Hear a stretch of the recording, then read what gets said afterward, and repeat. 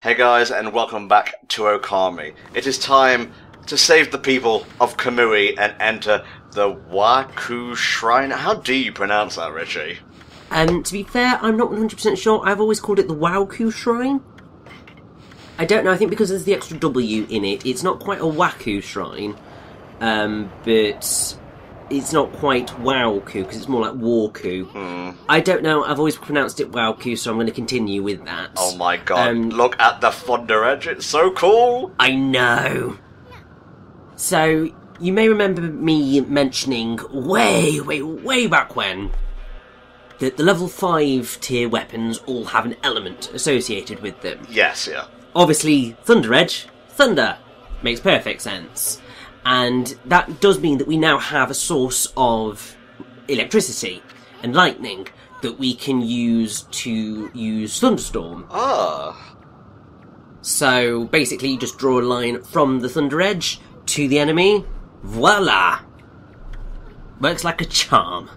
So what can we expect from this, our final dungeon of the game then?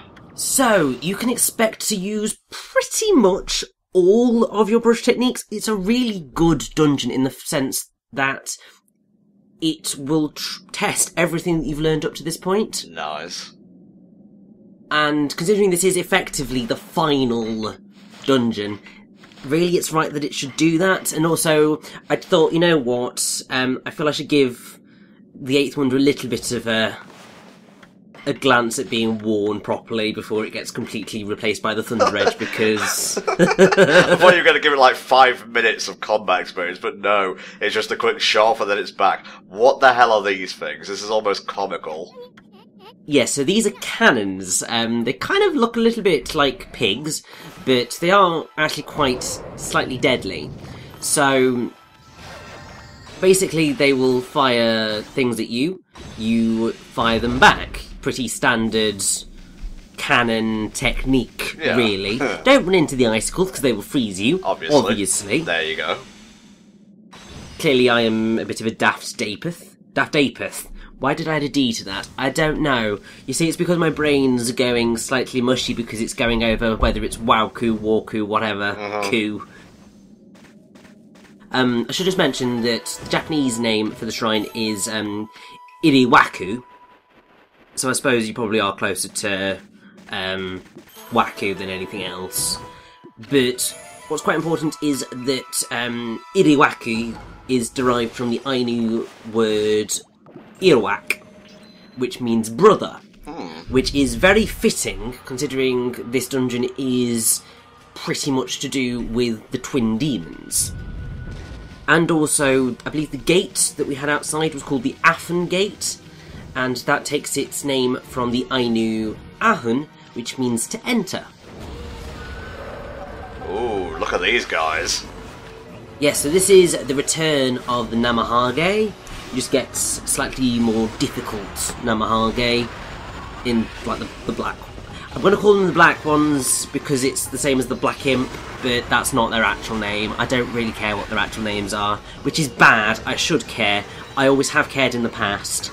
I think it's just that we are so close to the end of Okami now that my luscious lore is... well, my luscious lore well is beginning to run a little bit dry.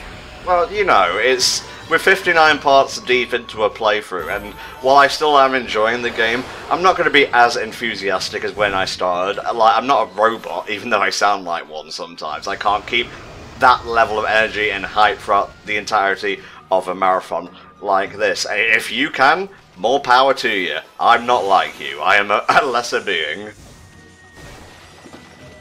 It's one of those things, long playthroughs are fun because it allows you to sort of properly settle into a game and really delve in deep into everything that they do.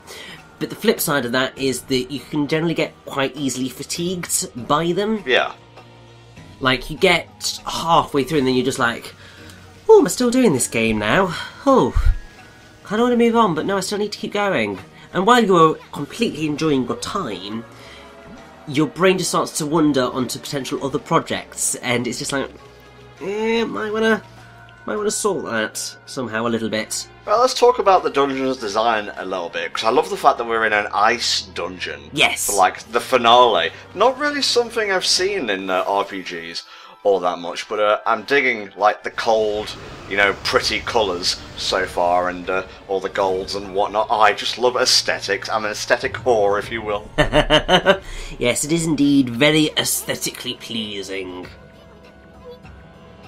This is quite a cool puzzle, actually, because, I mean, obviously, it's a weight puzzle, and a balance puzzle. Very common in games. Of course. Very common. But this is just like quite a fun one, because you've got to have a play with different types of your brush techniques. So, like, right here, I'm going to, I hope, maybe use Deluge to make those trees grow. Oh, okay. I don't know. Oh no, just Bloom to make them grow, that's it. I knew it was something like that, but basically that's how you get it to be level. So we've had to use Bloom, we've had to use Firestorm, we're now going to have to use Galestorm to get the Ice Ball across to the other side, because obviously we can't touch, because otherwise it freezes. I'm loving all the use of your techniques here, mate. It gets me fucking rock hard when the game expects you to do all this stuff. So yeah, it's just one of those things where it's a really well put together dungeon, because not only have you got very interesting puzzles that make use of all of your brush techniques, or at least most of them, if not all, you've also got a whole thing of climbing up a tower, you've got going inside and outside the shrine. Please stop. It's brilliant, I love it. I can't take much more, Jesus Christ. Obviously I'm exaggerating a little bit, but those are some of my favourite level design tropes in video games. Oh, definitely, and the other thing that is quite awesome is that not only do you have that, you also have a pretty decent amount of plot going on as well. So, just everything about this dungeon is just awesome. I'm honestly feeling a little spoiled, to be honest. I thought we were just gonna go into this dungeon, yeah, be fairly typical, use all your skills and whatnot, but no, it just seems to be ticking every box in what I look for in a dungeon, really. Well, you see, it's because this is the final dungeon in the game, effectively. It's not the final area. Well, yeah, of course. But because, essentially, I mean, it's a bit of a spoiler, but it's not really. The final dungeon, massive edge quotation marks, is just the boss rush. So this effectively takes the place of being the final dungeon, because it's the last actual dungeon that we end up running through. Yeah, for sure. So it does make sense, because in terms of last dungeons, they're always at their most impressive when they make you use all the techniques that you've learned so far. Yeah, Zelda does this very well. Yes, although I'd say that what Zelda tends to do, actually, is the last dungeons always tend to be a little bit of a hodgepodge. So, I mean, if you think about, like, Majora's Mask, that final dungeon is just a hodgepodge of rooms based around, each one based around a different mask. If you look at Ganon's Tower in Ocarina of Time, that too is a hodgepodge of different rooms based around all the different dungeons in the game. Yeah, it's more elemental based than ability based. Whereas what Okami has right here is a final dungeon that is entirely... It's got its own theme going on, but it makes use of all the different things, and that's what I really appreciate. I would say, in a way, it's very similar to Breath of the Wild's final dungeon. Ooh. Dungeon, massive edge quotation marks, because, I mean, it sort of is, but Breath of the Wild is different in the fact of how it all works. Obviously, I can't really say much because spoilers! I know, but I appreciate it, mate, thank you. Yes, but I would say that because of how that game works, the final area, dungeon, whatever you want to call it, is a very good test of the skills that you've learned up to that point. But stealth is always a very good thing to do. Let's put it that way. Yeah, for sure, for sure. Whereas it's you don't really want to be doing stealth here, because Army's an all-powerful goddess. We ain't got time for stealth. Indeed. And you certainly feel like an all-powerful goddess at this point. Like, you've gotten most of your abilities. back, I want to say, because I guess you had them as Shiranui, but Amaterasu does not, so to speak. And this is where we're going to have a little bit of fun, because there is definitely a chest somewhere along here, and it's a nightmare to get to, because what you've got to do is you've got to jump out and in around this thing. Oh. And it is not easy to do. As you're about to see, considering I'm just going to fail miserably time and time again. Alright, let's see how he does, boys and girls. I think once I kind of got the timing down, it was okay. But it was one of those that was just like, what are you doing past me? Just keep on it. Because I know that there is something round here. I am pretty damn sure that there's something round here. Because I've gone... There we go. Now, I'm going to try and get all of the chests in here. I think I do get them, but I know that there are at least 1 to 2 that are just hidden away ridiculously like that. They're not going to have any stray beads or anything, they're just going to have treasures that we have already got. But this might be the point where I miss 1 or 2 chests, because they're just really, really hidden. Well, is it really a 100% run then, Mr. X Gamer Richie, if that is your real name? Yes, because the chests do not count toward 100% completion. There is no place in the game menu that counts chests opened. Send your technicality. I mean, I have to say, that's one thing that I've always found quite fun with games, is trying to figure out what does actually count towards 100%. Because obviously it's a very movable beast. I mean, I know back in the past I'm still slightly... pretentious isn't the word. Anal retentive's going a little bit too far, but it's that sort of vein of... On my channel, if it's just a straight run-through of a game, I call it a playthrough. If I'm doing, like, 100% or whatever, I call it a walkthrough. Right. There have been games in the past where I called them a walkthrough at the time, and then I've looked back at them and gone... Yeah, no, that wasn't actually a walkthrough. I don't know why I called it that. Well, you know, the solution to that is to just call everything a playthrough, and then you can specify via commentary or the video description whether it's 100% or not. This is true, but I've never worked like that, and I never will. Oh, how dare! How dare you destroy the snowball? Yes, the igloo turtle will suffer tremendously. Although obviously, annoyingly, because it's got the igloo turtle shell, we can't wreck it until we've destroyed the shell, but once we get in there, you can see how powerful the Thunder Edge is. Oh my god, I'm loving it, mate. I like the little cloud in the centre of it. It is really effective, isn't it?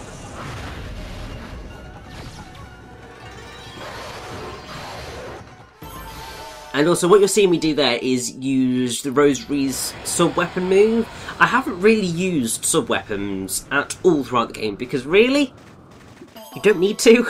You can get through the entire game without using them. You've been kicking ass with the main weapon, really. Exactly. Sub-weapons don't really factor into things right now. But that's fine. But I will say that it is quite fun using the... rosaries as a sub-weapon sometimes, because they fire out bullets, which is quite cool. And obviously we can't do anything about these flame spiders right now, because they're really quite annoying. So we're just going to have to run on, see what happens. Couldn't you use Deluge? No, that they're not that type of spider, apparently. Because that's how these things work. Oh. This, I believe, is a Great Tengu. I'm just going to double check that I've got that title correct, because you see, obviously, constantly messing up with these guys. And yes, I'm actually correct. Beautiful. Oh. Japanese name is O-Tengu. And obviously, they are based on the Tengu. They're also obviously very similar to the blue Cyclops in terms of how they work. Yeah, oh, they can flip back and forth between forms, is it? Yes, the Great Tengu is basically a more powerful version of the blue Cyclops. What are you trying to do here? I was trying to use Thunderstorm to, I think, get his floral finisher, but that didn't quite happen. Alas. Really annoying, but these things happen. Now, this is quite a fun thing. We've got a gramophone of sorts, blowing out the blizzard. Ah, okay, so if we stop this, that'll help Kamui a little bit. Indeed it will. Because this is what's turning Kamui into a giant ice cube, so we've got to stop it. Right, slow down the wheels first of all, I believe. Yes, slow down the wheels, but then you see we need to get them in a specific place to be able to stop it, and we don't actually know what that is yet. So, I think what we should probably do is have a little look around the area. Well, first off, you know, burn that lever, because that's actually going to help us stop these things. But, obviously, it's no good. We need to know the pattern. Is it random? Is that why you're not doing it right now? No, it isn't random, actually. I think what was happening was I was just like, oh! I got one right.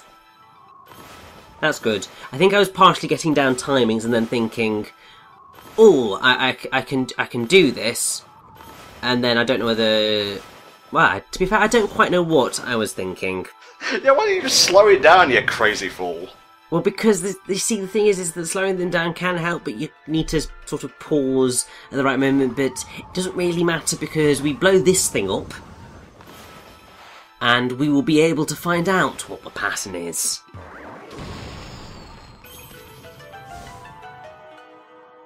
Ooh, ancient spoiler tablet.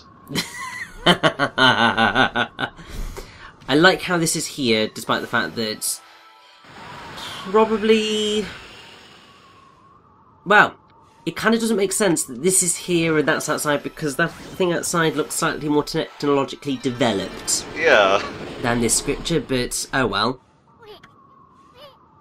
Maybe like someone came along, got inspired by this, and built the icy gramophone. That is a possibility. A stupid possibility, but a possibility nevertheless. Quite right. So right there I was just going, right, let's draw out where things need to go. Where the lines are where the eyes need to be, if you hadn't figured that bit out yet. So it was up, right, left, I believe? Indeed it was. So really you don't need to slow things down at all, because you pause it at the right moment, you slash, it'll stop it instantaneously. Mm-hmm. But you may want to slow it down if you're struggling a little bit. But... Tom? Have you been waiting for something for quite a while now? Oh. Oh, what's this? The final brush god! Indeed. Oh, praise be! So, in the final dungeon, we get the final brush god. Annoyingly, he's probably the least useful of the brush gods, because obviously he only turns up here, and his power only really gets any use in this dungeon. Well, you know, as long as it's, you know, appropriate for the dungeon we're in, that's fine, I guess. No, I'm not disappointed or anything, why do you ask? But it's fine, because he's a bloody ox, and he's amazing. He's also a bit of an asshole. He's aggressive, yeah. I suppose that's what happens when you're trapped in a contraption for ages, while things go to hell in a handbasket. Yeah, you're literally right by the source of destruction, potentially, and you can't do a thing about it. Okay, Itagami, God of Ice. Oh, that's a cool title. So, Ite comes from Iteru, which means to freeze, obviously, ice god. And what's actually quite fitting is that, so Itagami's powers over the cold are related to the fact that the Ox's reigning month is December in the East Asian zodiac. Okay.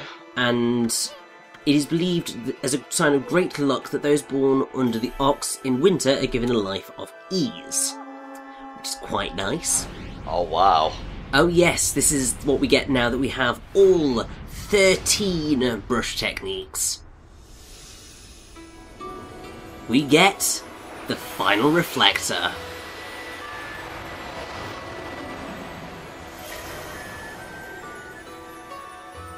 Wow, that's fucking lit, mate. It is pretty cool. Am I going insane, or is that the thing that Shiranui had? Maybe. I'll have to go back to an older episode and have a look. Anyway, continue. So yes, so that is the solar flare, and it has the power of fire. So the other nice thing is that I believe if you have the solar flare equipped, it's the only reflector in the entire game that will carry through into major cutscenes. Right. Because basically at this point, Army has become more of a god than she was before because she has all of her powers back, and so she's ultra powerful. Could be slightly wrong on that though in how it all works, but I know there is something special about how the solar flare works in comparison to other weapons. Tell us a little bit about Itagami's blizzard powers, mate. So basically what this allows you to do is it allows you to draw from icy structures and freeze things in place. This is how you deal with these flame spiders. You have got to be very precise in where you stop these guys, otherwise you're gonna have a bit of a nightmare jumping from one to the other. But it's fine.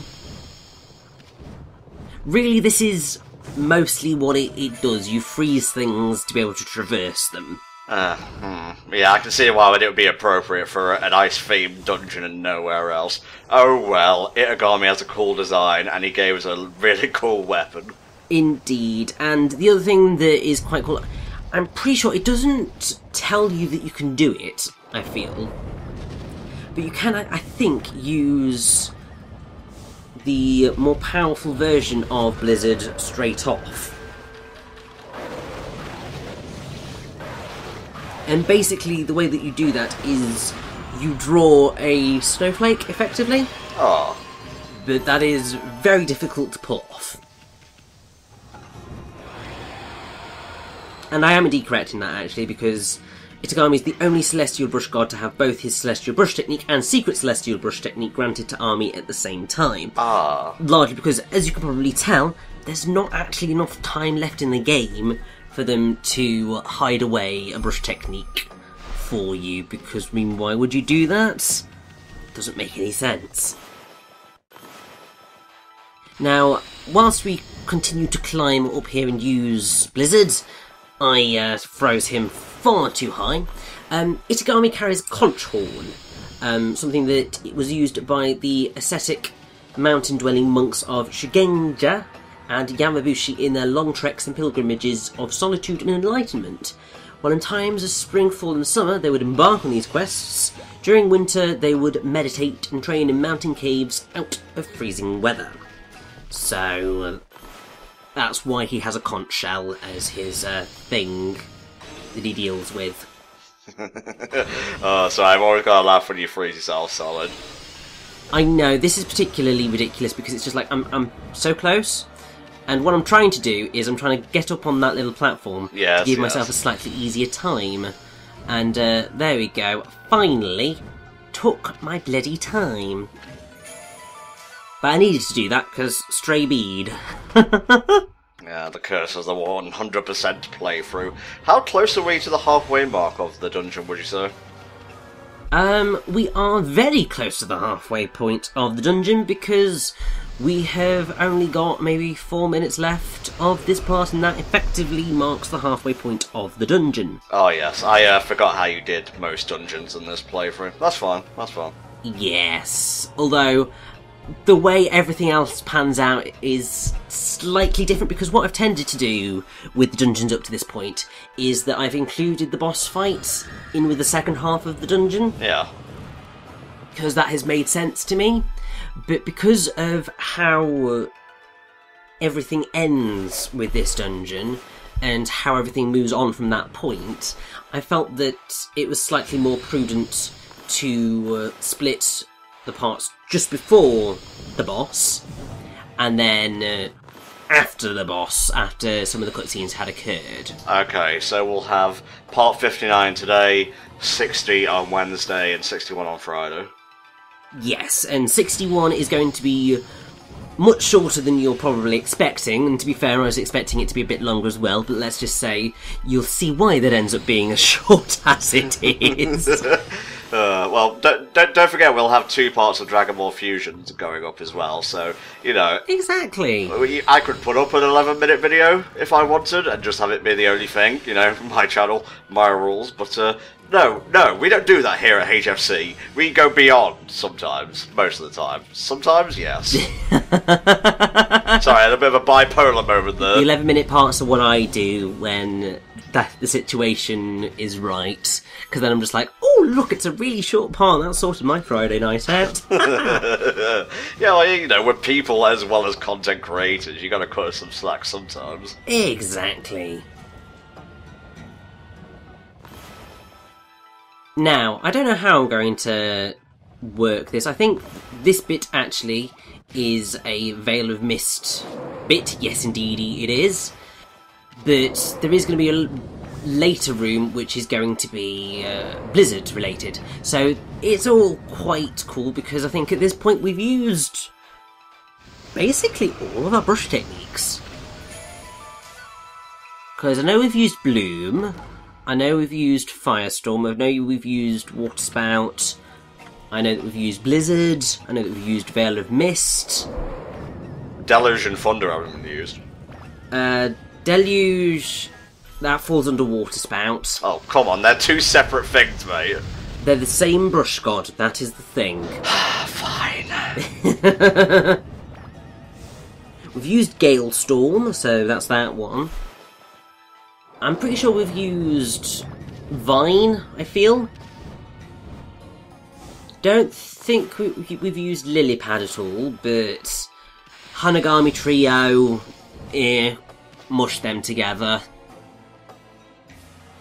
Yeah, that's pretty much most of them. The only one I would say is, yeah, Thunderstorm that hasn't really had any gameplay dungeon usage yet, but that's fine. Come on, mate, freeze this guy. Freeze him to the bone, question mark? Yeah, no, not gonna freeze him, because that's not how this works. I'm just gonna hurt him with the solar flare, because I want to feel like a badass. You are a badass, Richie. At least in my heart. Oh, thank you. I don't care what the media says, you'll always be a badass to me. Alright guys, we'll see you next time for the second half of Wawku Shrine.